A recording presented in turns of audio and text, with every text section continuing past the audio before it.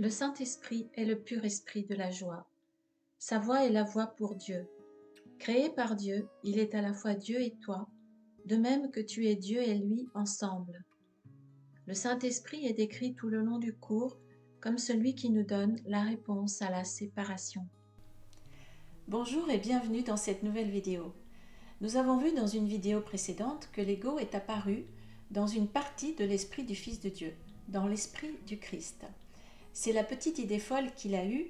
Il a cru sérieusement qu'il pouvait être séparé de sa source, ce qui est une chose impossible. Cette idée à laquelle il a cru a fait qu'il s'est senti coupable d'avoir trahi son père et il a projeté ce monde pour se cacher de la peur de la punition de Dieu, qui, je le rappelle, ne viendra jamais parce que Dieu n'est pas un Dieu vengeur, mais un Dieu aimant. Donc Dieu voit que l'esprit de son Fils s'est mis à délirer complètement et il sait parfaitement que rien de tout cela ne s'est produit, rien n'est arrivé, c'est un mauvais rêve et rien de plus. Il ne peut pas réagir à ce qui se passe dans le rêve de son Fils puisque rien n'est réel. Et réagir, ce serait croire que c'est réel et il entrerait aussi dans le même délire mental. Or, Dieu n'est pas fou. On n'essaie pas d'entrer dans le rêve de quelqu'un pour lui dire comment procéder dans le rêve, comment se sauver dans le rêve. On essaye plutôt de le réveiller doucement. C'est ce que Dieu fait. Il décide de réveiller doucement son Fils pour que son mauvais rêve disparaisse et qu'il réalise que tout va bien. Pour cela, il lui envoie le Saint-Esprit pour le réveiller. Pour lui dire « Hey, tu rêves, tu délires, allez, réveille-toi, reprends conscience, tout va bien ». Mais qu'est-ce que le Saint-Esprit ? Voici ce qu'en dit un courant miracle. Quand l'ego a été fait, Dieu a placé dans l'esprit l'appel à la joie. Cet appel est si fort que l'ego se dissout toujours quand il résonne. C'est pourquoi tu dois choisir d'entendre l'une des deux voix en toi. Le Saint-Esprit est la réponse de Dieu à la séparation. Et non seulement il est la réponse à la séparation, mais il le fait dans la joie et il veut nous transmettre cette joie. Le Saint-Esprit est l'appel à s'éveiller et à se réjouir. Et oui, bien sûr, quand on fait un cauchemar et qu'on se réveille, on est bien content que ça ne soit pas réel. Alors, si le Saint-Esprit est la réponse de Dieu à la séparation, comment avons-nous accès à cette réponse? Où la trouver? Eh bien, c'est en nous et nulle part ailleurs. Le Saint-Esprit demeure dans la partie de ton esprit qui fait partie de l'esprit du Christ. Il représente ton soi et ton Créateur qui ne font qu'un. Le Saint-Esprit est en toi dans un sens très littéral. C'est sa voix qui t'appelle à revenir là où tu étais auparavant et seras à nouveau. Il est possible même en ce monde de n'entendre que cette voix et aucune autre. Cela demande un effort et un grand désir d'apprendre. Le Saint-Esprit est ton guide pour choisir. Il est dans la partie de ton esprit qui parle toujours pour le choix juste parce qu'il parle pour Dieu. Il est donc le pont, le médiateur entre Dieu et nous. Il est l'intermédiaire entre l'ego et le pur esprit. Le Saint-Esprit est dans la partie de l'esprit qui se trouve entre l'ego et le pur esprit, agissant entre eux comme médiateur toujours en faveur du pur esprit. Le Saint-Esprit est donc la mémoire de Dieu en nous. C'est la voie pour Dieu qui se trouve dans la partie de notre esprit qui peut choisir entre l'ego et le pur esprit. Cette partie de notre esprit, c'est l'observateur intérieur. C'est notre capacité à observer consciemment et délibérément les choses, mais surtout ce qui se passe intérieurement et à faire des choix. Et cette partie de nous peut entendre la voix du Saint-Esprit nous inspirer, nous conseiller. Le Saint-Esprit étant le médiateur entre Dieu et nous, c'est lui qui va nous guider dans le rêve jusqu'à Dieu. Non pas pour améliorer notre rêve, bien que ça soit possible aussi, mais pour sortir de l'hypnose dans laquelle nous nous sommes mis nous-mêmes et pour nous éveiller à la réalité, à notre vraie nature.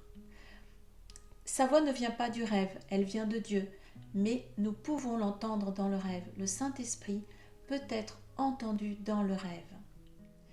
Il ne fait pas les choses pour nous et il ne change pas non plus les événements pour nous, mais il nous inspire et il inspire toutes les personnes concernées dans une situation, car il voit tout, il n'est pas limité par le temps ni par l'espace. On l'appelle aussi le guérisseur, le consolateur et le guide, l'inspiration universelle. Et il ne s'impose jamais, Il attend avec amour et patience que nous fassions appel à lui pour nous aider et nous guider. La voix du Saint-Esprit est aussi forte que ton désir d'écouter. Son système de pensée est fondé sur la vérité, sur la réalité à notre sujet. Il est basé sur la paix et n'apporte que la paix. Il guérit tout conflit et toute croyance en la séparation dans notre esprit inconscient, ce qui finit par transformer notre expérience. Si nous lui demandons son aide, son système de pensée corrigera notre système de pensée inconscient, qui est la source de toutes les souffrances. Le Saint-Esprit t'aidera à réinterpréter tout ce que tu perçois comme apeurant, et il t'enseignera que seul est vrai ce qui est aimant. Il est donc le grand guérisseur de notre esprit, en même temps que notre guide. Nous pouvons le considérer comme notre GPS intégré, celui qui nous guide et nous éclaire si nous le lui demandons. Il est notre guide et nous sommes le commandant de bord. C'est nous qui devons prendre les décisions basées sur sa guidance. Il ne décide pas pour nous. Il ne prend pas les décisions à notre place. Il nous éclaire. Il nous indique seulement le meilleur chemin car il ne veut que notre bien. Et il nous voit tels que nous sommes réellement. Il ne nous voit pas comme nous nous voyons nous-mêmes, puisque notre vision est déformée par nos conditionnements inconscients et ne correspond pas du tout à la réalité de ce que nous sommes. Tu ne comprends pas combien la perception que le Saint-Esprit a de toi est élevée en réalité. On peut donc dire que le Saint-Esprit est l'antidote à l'ego. Puisque l'ego nous enlève à nous-mêmes et nous emprisonne dans une prison mentale, toujours en s'imposant et sans y être invité, alors que le Saint-Esprit nous libère et nous rend à nous-mêmes. L'ego cherche toujours à diviser et à séparer. Le Saint-Esprit cherche toujours à unifier et à guérir. Donc, le Saint-Esprit est la voie pour Dieu, le médiateur, le pont entre Dieu et l'ego, le guide qui nous aide à nous réveiller du rêve de séparation en défaisant les illusions dans notre esprit inconscient.